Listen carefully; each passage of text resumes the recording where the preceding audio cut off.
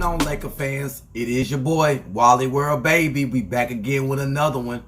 As you can hear from my voice, it's out of here. It's healing up because I screamed to the top of my lungs because my Tar Heels, my beloved Tar Heels, beat Duke.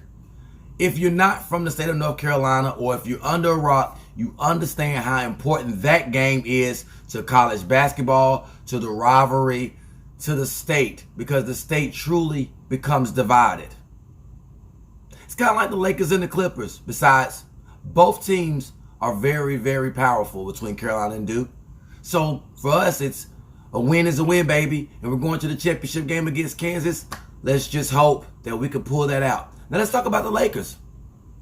Again, if you didn't see the last episode, the last time I was on, I broke down some things about the Lakers that finally you guys could truly understand. I'm not a hater. I am here for the purple and gold. I'm not here for an individual player. I'm not here to chastise, judge, or blame. I'm just here to tell the real, when most TV networks will not. They have an agenda. The agenda is to keep you engaged. The agenda is to keep you going back and forth on players instead of team. You guys will sit back and now you see Anthony Davis is 9 of 5. No matter how much he comes back. But he's a great 4. Just imagine the numbers that Anthony Davis has brung out since he's been back. Averaging 28 points a game, 10 rebounds, 5 assists, 2 blocks. This is playing out of position. But every 5 you've seen from Valanciunas all the way down to Jokic, he's been bullied. Bullied. And at the end of the games is when you lost, when you go small with Anthony Davis at the 5. You're in games for the first 2 or 3 quarters. It starts to slip. No matter if LeBron James is on the floor or not, it starts to slip when you're in the 4th playing small. See, this is a copycat league. Everybody wants to go small because Golden State did it, and I already explained to you why. Because Golden State were a better shooting team. Everybody can't go small, and even having a 4 that's a 6'11", almost 7 feet in Anthony Davis, it still doesn't work. Because when you go small, you're basically telling everybody to stretch the floor to shoot. So there's nothing to go into the paint. Now, what do we learn here? I know you guys were saying, wait till AD gets back. We have a chance. You're 2 games behind. You're out of the playoff hunt. I distinctly told you guys it's time to wrap this season up. I distinctly told you guys that the guys are ready to just ship this thing out and try it again next season. I told you that. I did.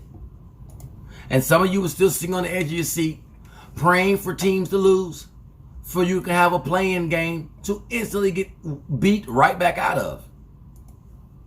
If you are a real Laker fan, this is not the expectation. Nope, not at all. And I am feeling very sick to see Laker fans crossing their fingers with hopes and expectations to make it into a play-in game.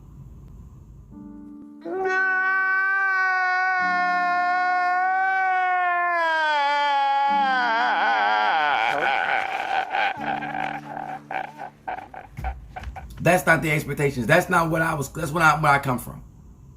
I come from that we automatically supposed to be in the playoff hunt anyway because of the talent that we constantly bring to this team. I don't want to just fall in. Some of you just want to fall in to watch yourselves be heartbroken again. I never understood it. Help me understand. Stop the cap. Stop the cap right now. Stop the cap. I don't get it. You're banking on the San Antonio Spurs, the same team that's literally trying to be a lottery team. Let's hope that the Spurs lose. They have the easiest schedule going out of the season. You're so worried about the Spurs and the Pelicans that you're not even seeing your schedule with more heavy opponents on it. You still have to play Phoenix and Golden State and Denver again. We're worrying about that. That's what Lakers fans have come to. And I'm very disappointed. Very disappointed. Now, the state of LeBron James. A lot of everybody is saying, how do I feel about LeBron James? Give me something to tell me about LeBron James. And I know you guys love LeBron James dearly, but at the end of the day, it's a player-to-player league. It's a player-to-player league.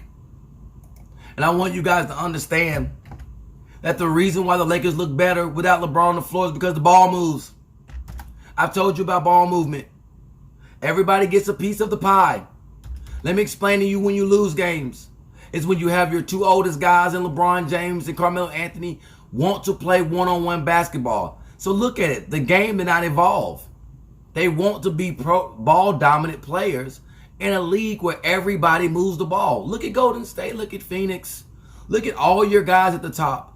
Look at what the Dallas Mavericks end up doing with Jason Kidd's first year being a coach for Dallas. He wants the ball to move. He even wants Luka to move the ball more. And Luka did it. Porzingis was out of there because Porzingis wants to play a stagnant offensive game. And Luka was playing a stagnant offensive game. And they got better when they got rid of one of their stars.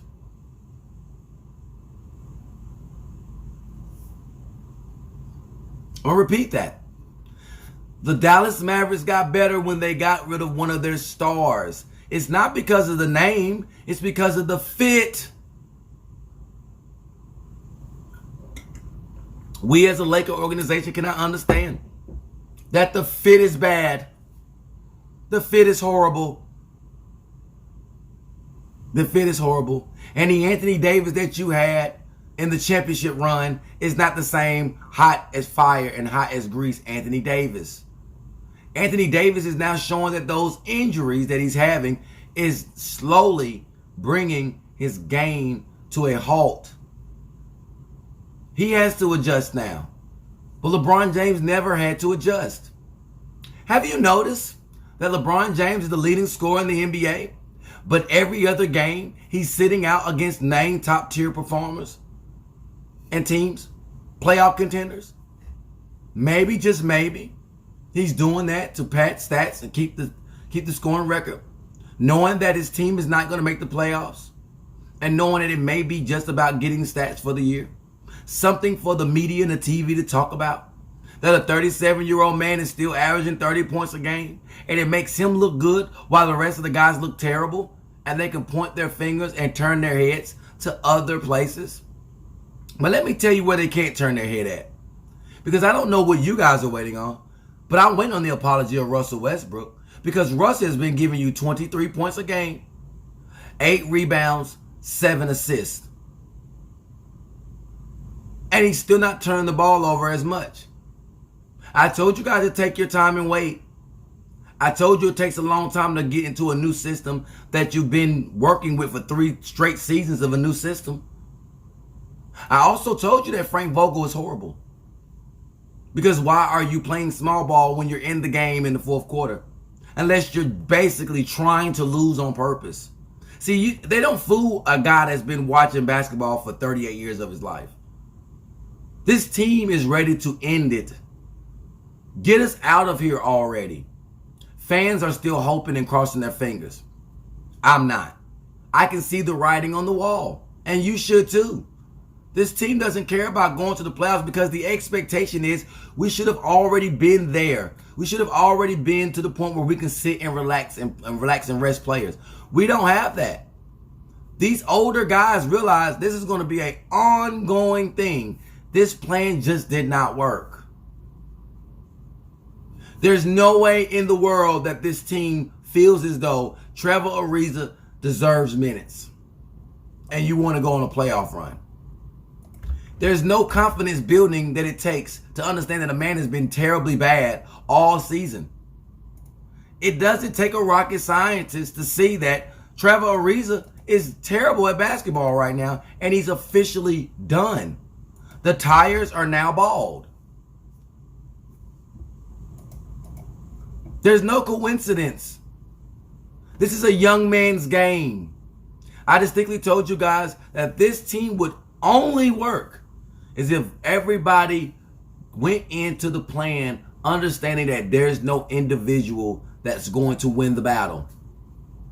We have a LeBron James at 30-something years old is worrying about a 30-point per game season. We're worrying about, what he's worrying about. We're worrying about a Carmelo Anthony that still wants to show that he still has it. But the game has stretched out to where it's ball movement, and Melo needs to play with the ball in his hands just as much as Russ, just as much as LeBron James. It just doesn't work with these guys because nobody wants to move the ball around and everybody get a piece of the pie. Somebody wants to hold the ball the whole shot clock.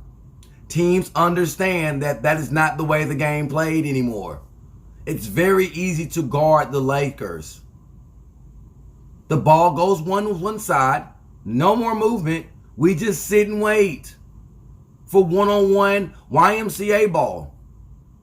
Get the rebound, let's push it. They don't want to run. We got two guys complaining about the foul they got. It's always, a coach used to always tell me, when you have to start looking at the refs and your mind is solely on trying to get the refs' attention, then you know you're not playing at your best. You're just asking for things now.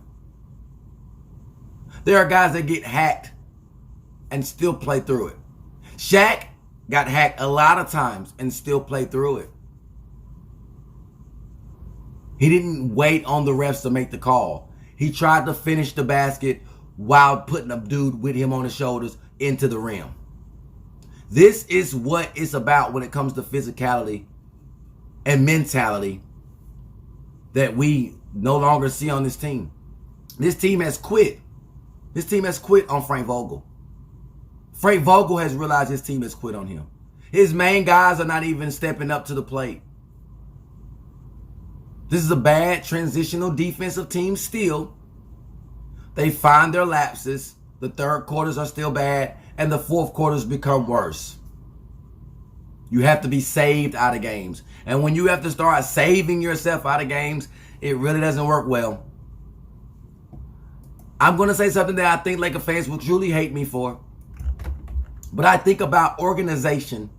And the organization has given LeBron James everything he's asked for. Every roster he's wanted. Every player he thought he needed. He's given it to him. They've given it to him. Thus is why there's no trade for Russ. Nope, not going to do it. I truly believe that right now, with 30 points a game, to save your franchise, remember this video, to save your franchise, you must get rid of LeBron James. I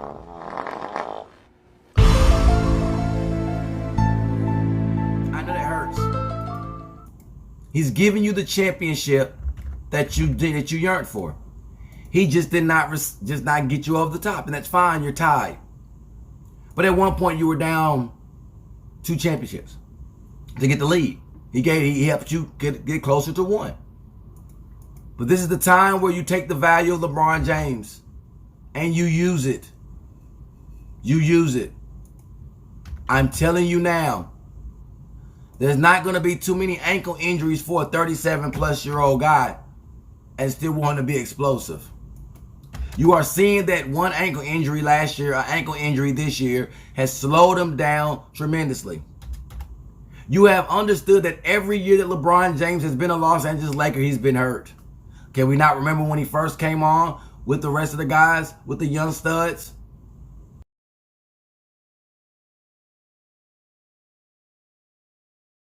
Growing injury, remember that? We were 4th in the West, then he just dropped out of the sky because he was gone for a long time. Every year. And one thing that really upsets me with Laker fans, a lot of them do not understand how hard Laker players are and how hard they work. And a lot of you are dissing the guy that is from the hometown that's played every single game in this season. If there's anything that you should at least give credit for, is for effort. As much slander as he's gotten, as much as a lot of you have booed him, went to games and told him not to shoot, to tell him how bad he was, to tell him how bad his turnovers are, to get silent now that he's not turning the ball over, and you guys should give him an apology on Instagram or wherever you can find it. He's the only one that still at least is giving you 100% effort when some of the guys that you praise have not. And everything about, let me tell you about this. Everybody in an 82 game season, everybody's hurt. You do not make it through a whole season just being 100% healthy. Everybody's hurting. Rehab will be needed at the end of this every season. Playing 100 games to a championship is not an easy task just to have a quick turnaround and do it again. I still blame this situation for the Lakers from that short turnaround from my championship. The Lakers have never had the time to retool, revamp, and get their bodies right. That's just me. Maybe you might feel different. But I think that 71-day turnaround has screwed our team from winning multiple championships. Because you don't get that time back. I think that really screwed us, and we're an older team with an older superstar. I think that really, really crushed us because a lot of the younger teams now benefited from that 71 swing. But think about all the older teams now that are struggling. Brooklyn, a lot of older teams are struggling with that. Even Miami at times. So I feel as though it's time to change the tune. I think that Frank Vogel has really overstayed his welcome. I truly think that LeBron James, you're not doing this like it's because he can't play. You do it because the game has changed. You're trying to stay ahead of what the new curve and movement is in the West. Look at Denver. Look at New Orleans. Look at how they look. Look at the rest of these teams. Phoenix, look at Golden State. They're not going anywhere. Look at the rest of these guys. Look when Paul George and company comes back with Clippers. Look at it. You're not dumb. We're not dumb as Laker fans. Look at it. It's time to get the assets while you can now. Don't expect to get the assets when he's 39, 40 years old. It's not going to happen. You're going to get cheaped. You're going to get cheaped and rim-rodded because all they're going to do is he's 40. What's the point of giving you anything because of his name? So that's why I go back and tell you about stop looking at names. Because the team's going to say, so he's LeBron. Who cares? He's 40. They see age and nutrition. They don't see names on the back of jerseys. These organizations see names on the front. What can you do to benefit us now? And anywhere that LeBron James gets shipped off to, they're going to say, hey, well, he hasn't done anything but become injured for the past 2 or 3 years straight. And you can easily get 30 points a game when the game is structured around you playing one-on-one basketball. So for the Laker lovers, this time, nobody's taking Anthony Davis' contract. I believe that without LeBron James, Anthony Davis now has to be the dog that we once wanted because now they know that the ownership is on him. He gets more touches. I truly believe that. You believe you can get 2 or 3 guys right now for LeBron James to build up your team, and one of them can be a mid-tier star with a pass-friendly Westbrook. You can go get another big. You can go add pieces to this team. You keep Malik Monk. But that just shows you with coaching because I'm so upset with that. As soon as Anthony Davis comes back and LeBron James come back, they start Bradley and don't start the guy Monk who's been giving you almost 17, 18 points a game. Make it make sense, coach. Hey, bro, come on now, dog. Come on, man. Make it make sense, coach. Because this proves that the coach does not have any say-so with this team. That is constructed by what the guys wanted. Avery Bradley hasn't given you much all year. We decided to start him in a clutch time to make a playoff run. To watch him get cooked to death. Cooked to death by McCollum. This is a young man's game. There's a reason why Bradley was moved around like a pair of old drawers before we got him back. There's a reason why Golden State didn't want anything to do with him. Neither did Houston, nor did Miami. We have to be understanding of that. This team can be repaired, but it will be in the offseason. And it will start in a new season with cleaner minds, clearer heads, and a new coach that now, if you keep Russ, that's another new coach with another new system in 4 straight seasons. It's not as easy as you think. The reason why you can look at Anthony Davis and LeBron is because they've been in the same system for Vogel for years. Everybody else, like, they're still learning because it's new to them as well.